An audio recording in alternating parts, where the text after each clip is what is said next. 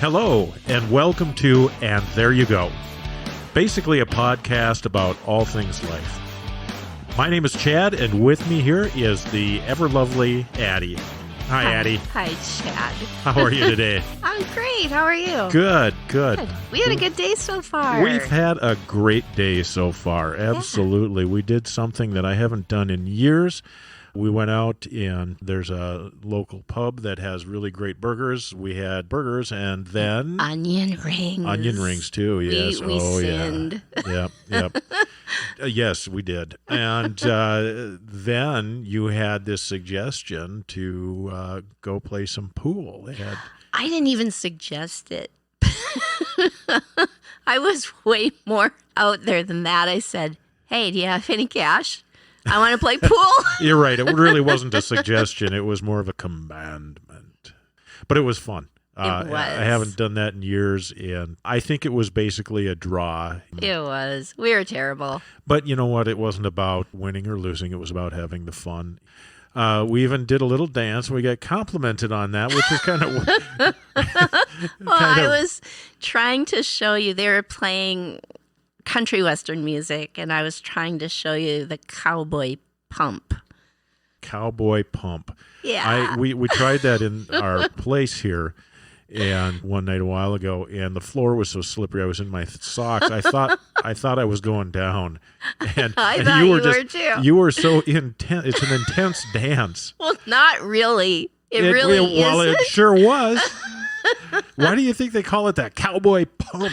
Well, it is not even dancing as far as I'm concerned. And if some man tries to dance with me that way, I would have to excuse myself. And well, dancing or otherwise, it was intense. And dare I say, near violent at times. Yes.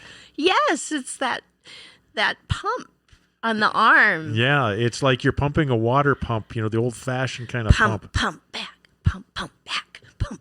Yeah, and see, you didn't explain that to me the first time we tried that, nor the second time, come to think of it. You just started in, and I about did the splits on the floor. And this guy doesn't do the splits. I'm 6'5", and I am not flexible, and I was nearly splitting just on the ground. Boom. And you've already been injured. Your clavicle. Yes, my clavicle. I woke up and my clavicle hurts today. Yeah. I don't know why. Must have slept on it wrong. A new pain often I hear about. I never expected a clavicle pain. No. I do get injured in weird ways. Cramps are a big thing for me. They are. Just, we'll be laying there watching something on TV, and you'll just say, cramp. Who knows? And you'll go, where is it this time? Now, the weirdest one I had was the cramp in my chin. Yes, from putting on a pillowcase. Right. I just I was just really intense in how I was holding the pillow with my chin so I could get it started. And my chin muscles cramped. And it wasn't fun. Do any of you believe this? Yeah. I don't know. I think you're faking it. No, I'm not. I can be a bit of an attention monger sometimes, but when it comes to cramps, I'm a serious guy.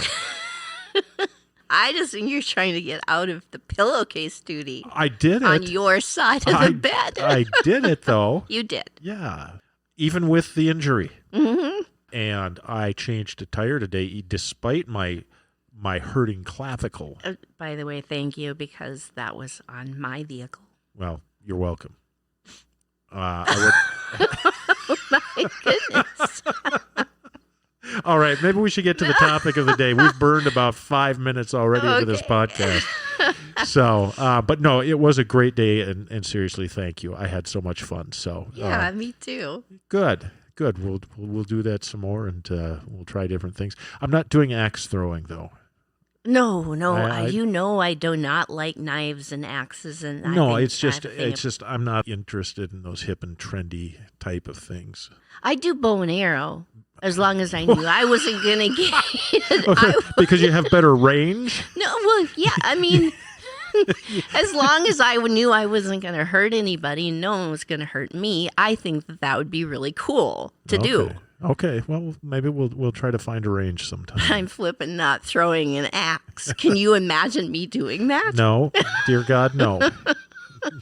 No, a butter knife is dangerous in your hands. I know. I got cut. I know. I know we're extending this way too long, but I have to tell this.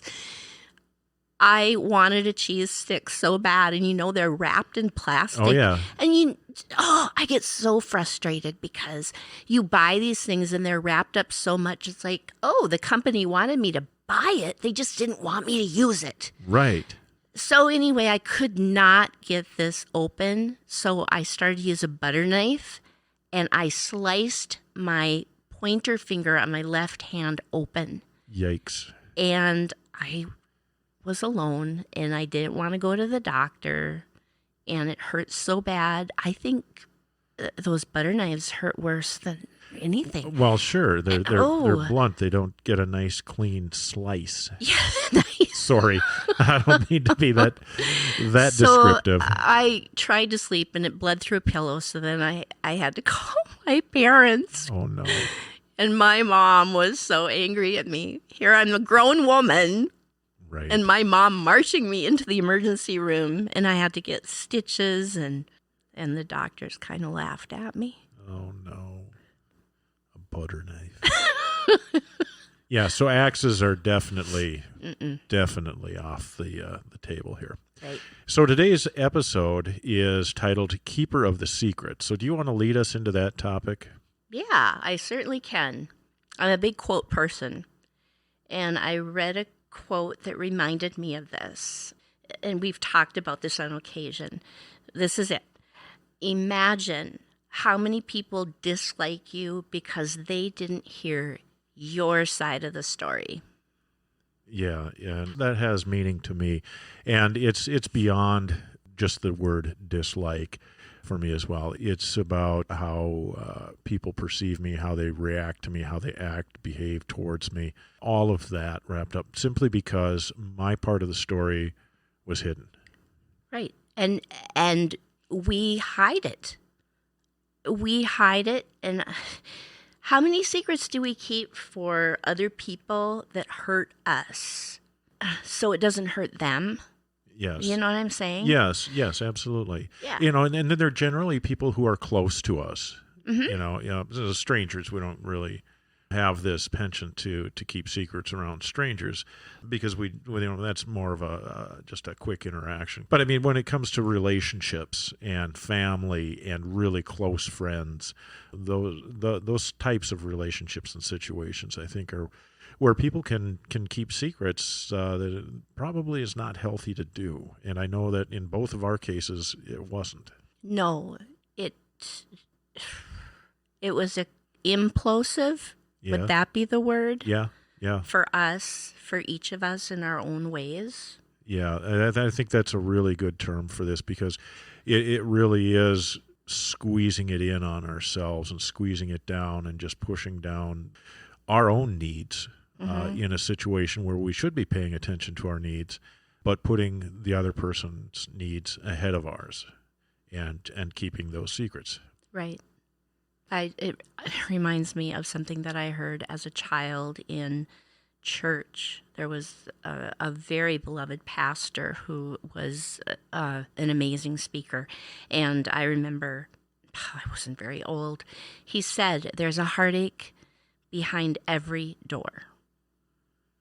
And nobody knows what's happening behind the doors except the people that are living behind that door. And sometimes not even all those people know what's going on. Right. Yeah. So it's damaging to keep secrets that end up hurting you and making you look like the bad person or like you've wronged somebody or whatever it happens to be. I think you have to be so careful about that. Yeah, yes, absolutely. I think when I think about my own situation, what I've experienced is that the there's a huge imbalance in the scale of perception. So I've gone through a divorce, and it was a difficult situation early on, and basically it was caused by her infidelities, and then it led to my drinking. Now, while my drinking was incredibly visible to the world, to family and friends, what she didn't occur in front of people like that.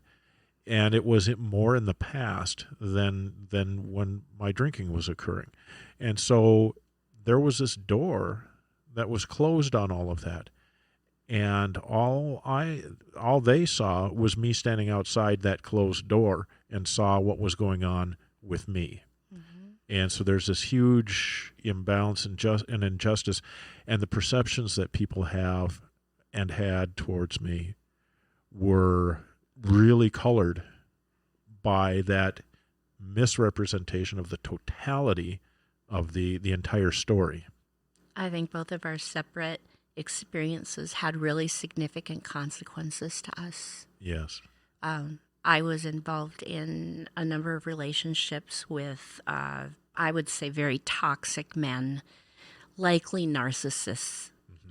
They had some of those particular qualities. And I kept secrets often because I felt very shameful that I had gotten myself into this kind of situation and this kind of relationship. And some of the time they would come right out and tell me that what they were doing was not to be shared. I mean, even though it was very damaging to me because I was being abused. So they were aware of just how bad their behavior was, and they were trying to manage perceptions about them. Oh, absolutely. And they were asking you to lie about that and help create that Right. and maintain that facade. And I think that as well, they knew that if I was going to tell things, that they could do things to hurt me. I guess I knew it because they could do things and say things to make me look bad and do it before I ever opened my mouth. So pretty soon they would alienate me from friends, family. There were all sorts of things like that happened. They would put out stories that weren't the case. And they would alienate me from the people that I needed the most. So all I had was them. Yeah. Yeah, and they take away all of that from you. And for me, it was a case where I wasn't alienated from people, but my part of the story was exaggerated while hers was minimized. And again, and you used the word shame. You felt shame. And there's a lot of shame in that. And fear. And shame and fear, absolutely. You know, I know for myself that I had this great sense of inadequacy because of the infidelities. I thought I was the problem. And boy, she was really interested in feeding that theory. So she... To you. Yes. Because nobody else knew about it. Exactly. Yeah. No, she allowed me to feel that way, you know, and I allowed myself to feel that way. And that's something that we can talk about too down the road here, about what ownership we have in all of this. But a lot of times, relationships are complicated, whether it's, love relationships, friendship relationships, and, there's an amount of protectiveness that you have for people. It's and for some people it's more natural to be protective of people, and sometimes we protect for the wrong reasons, though. And again, that comes back to the shame, it comes back to the fear. I think it's like, what would people think of me if they knew that my wife was stepping out on me? What did that make me look like? And so there was that fear and that shame that I held, and so you keep that secret. Well, yeah.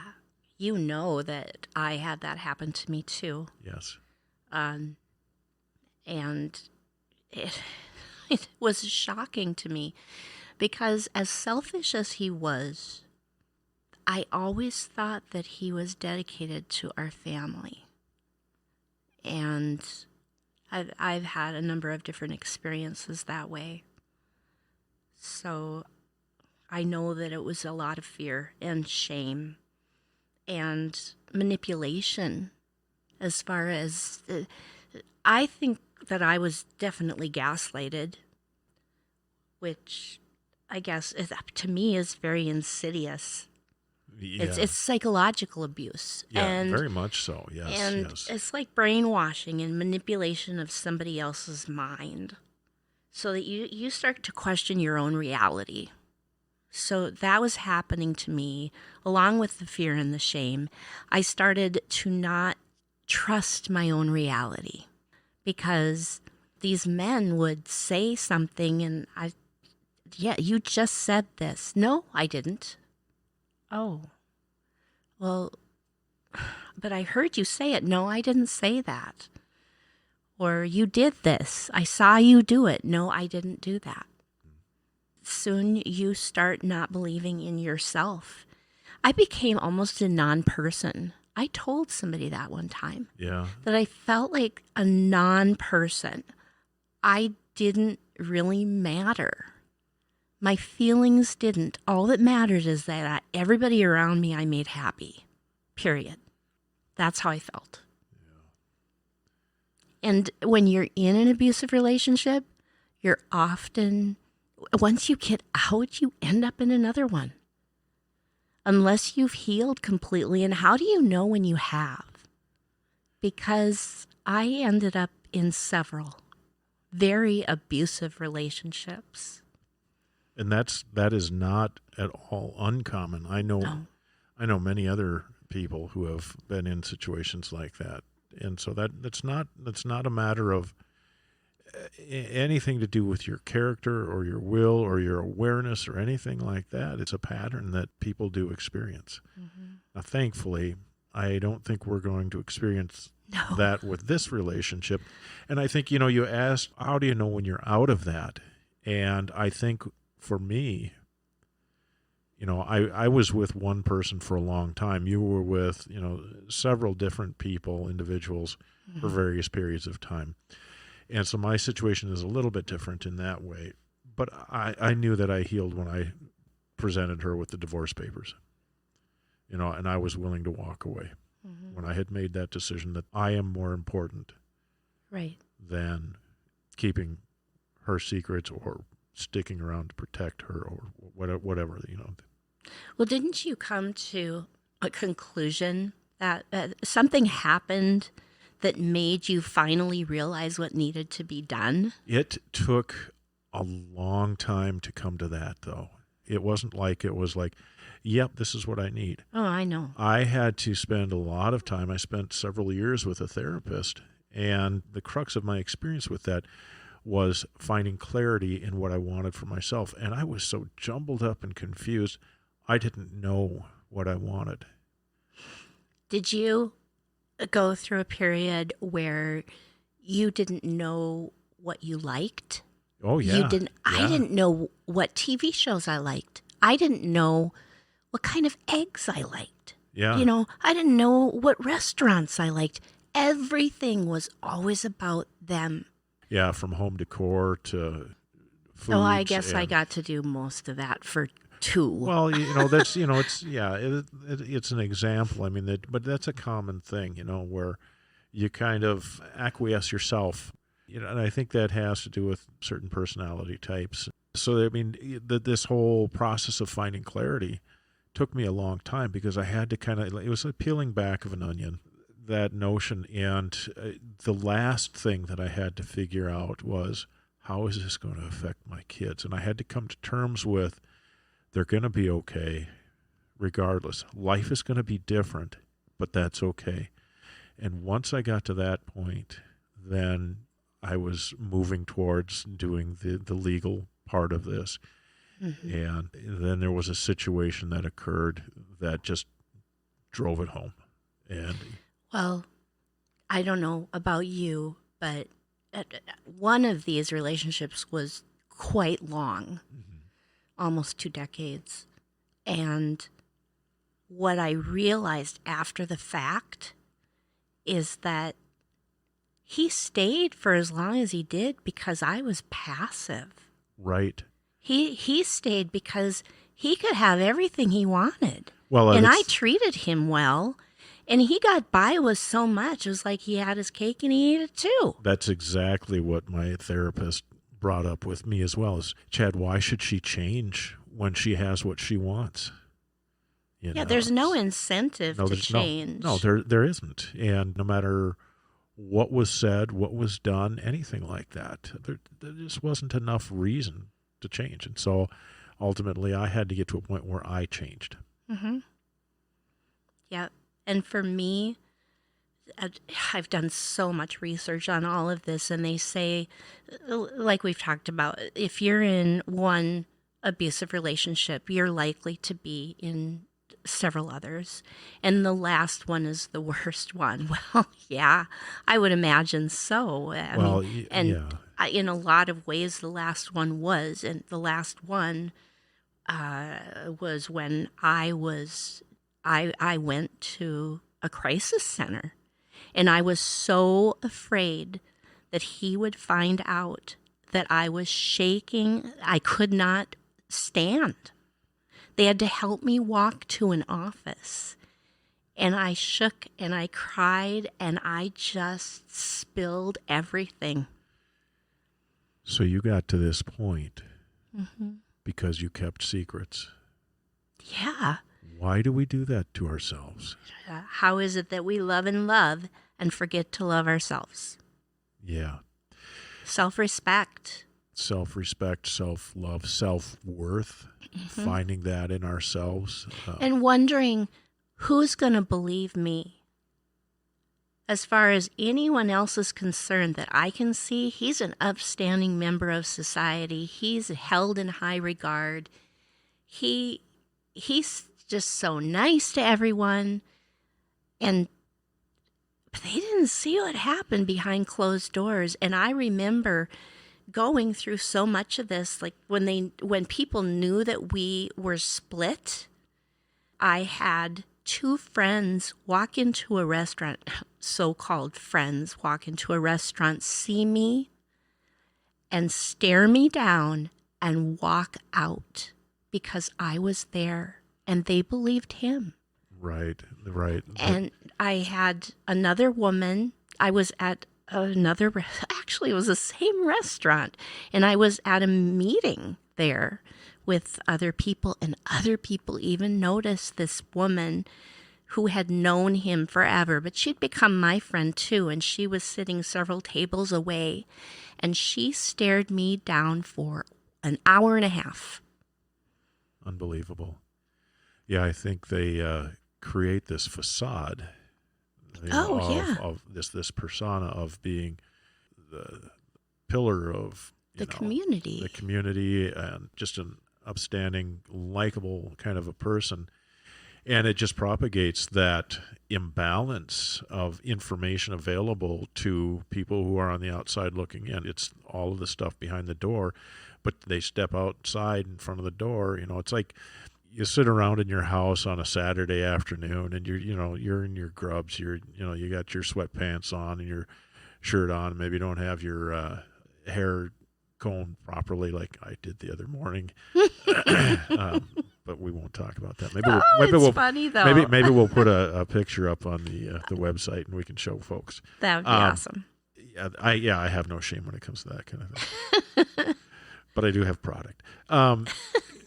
No, but you're that way behind the closed doors. But when you step outside your front door, if somebody comes knocking on your door, it's a mad scramble to make sure you look as good as you can. And so they don't see that going on the inside, and it becomes that much less believable to folks that is actually happening. And that's the sad part about it, especially when we're keeping the secrets and we're not shining a light on that behavior.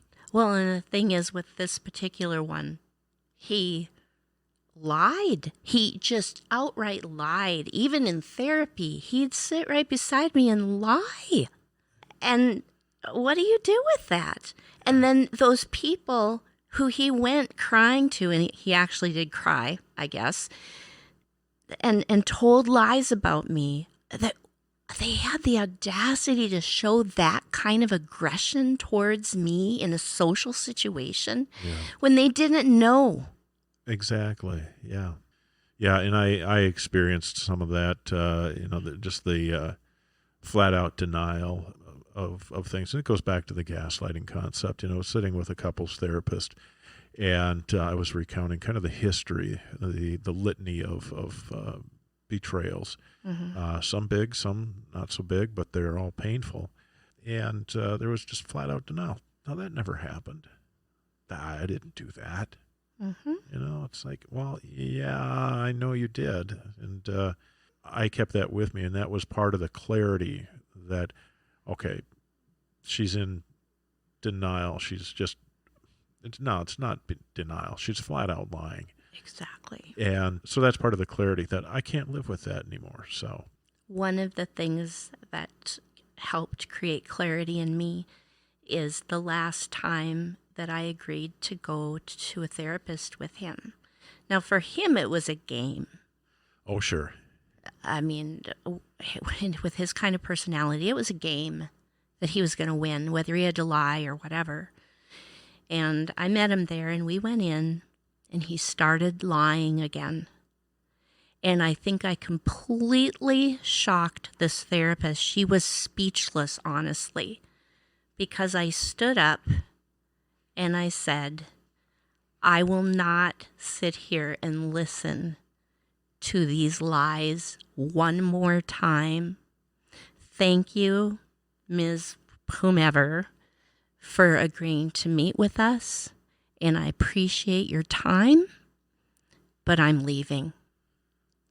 And I shook her hand and left. And I knew. But the problem with this particular case was that I was likely to be harassed by him for the rest of my life. And sometime I'll have to tell the story about what I did. Yeah, absolutely. Because there was clarity there too. At the very worst moment in my whole life, what am I going to do to save myself? Because most women in this situation have to leave the country. I was prepared to have to leave the country. Yeah, absolutely. We need to talk about that whole situation. You've shared some of that with me, but I think it's important to spend some more time diving into that. Right. So back to, how do we get there? How do we get there? Get better. How do you find your resilience? Mm-hmm. We talked about therapy. Journaling. Both of us did a lot of journaling. Oh, an immense amount. Yeah. Yes. Cognitive behavioral therapy. I don't know if that's something your therapist used for you. I know it was something that she used for me. Yes. Healing takes a lot of time. I even did EMDR. Yeah, and I did too. And that's a trauma-based treatment. That's real interesting. We can talk about that too at some point in time too. And you find your people. Find your tribe. Find your people who you can count on. And there might not be that many, but you don't need that many. No, I think sometimes you just need one person. Mm-hmm. Sometimes it'll take just one person. To feel like you're not alone, that you're not insane for feeling some of the shame that you do. You're not that you don't have to keep the secret. Sometimes just telling somebody the secret is incredibly cathartic, and it can be the start of the healing process. Because really, when I think about my own journey and recovering from alcohol, there's an acceptance that has to come. Whether that acceptance is, I am this way, I am alcoholic, or an acceptance that this is not okay for this person to treat me like this anymore. I have worth, and I deserve to pay attention to my own worth and my own needs. And once you get to that tipping point, latch onto whatever resources that you can. But it's going to take hard work. And I think both of us have done that, and I know so many people that have done so much hard work, and it's an ongoing process. In addiction, you hear a lot about relapse, but there's behavioral relapses as well, and thought process relapses, that it's so easy to trip back into those things, especially if there's very profound triggers in your life. And for me, there are. And I still see my therapist from time to time for tune-ups. Tune-ups, yep, absolutely. Or if I'm struggling, I'll go every week for a while because I don't want to get to that place again. And I think probably people listening to this wonder, well, what kind of podcast is this? And what are they doing? And, we're just, like you said at the beginning, we're sharing all sorts of good, but there's going to be this too. Yeah, because that is life. I mean, my father talked about, when I was a kid, he would say, fatherly advice, number 517, always live east of where you work so that you don't have to drive into the sunshine, or live to the west, or whatever that saying is. But one of them that he always said was, these are the vicissitudes of life. And vicissitudes are really the ups and downs of life. And that's really kind of what we're talking about too. And in any life, there's the down parts, the troughs, and that's what this episode is about some heavier stuff. But we're going to have lighter stuff too. Right. But we're sharing our stories. Absolutely. And my reason in doing it is to help people, and maybe what I have to say will be somebody else's survival guide. Absolutely. I know that when I went into treatment, for me, hearing the stories of the other people in there, these other men who were struggling in ways very similar to me. Some of their backstories were different, some were the same. But to hear some of the emotions and the struggles that they've had allowed me to face my own. Mm-hmm. And so, yeah, absolutely. By sharing our stories, we can help somebody. Right. Absolutely. And I have one more quote. Go for it. I love these. Because I just think it's important, after everything we've talked about today, remember your self-worth. And you have the right to speak out. So tell your story, shout it, write it, whisper it if you have to, but tell it. Some won't understand it, some will outright reject it, but many will thank you for it. And then the most magical thing will happen. One by one, your tribe will gather, and you will never feel alone again. I love that quote. I really do. We're at about time here, and it's been a great conversation. And next time we'll have more.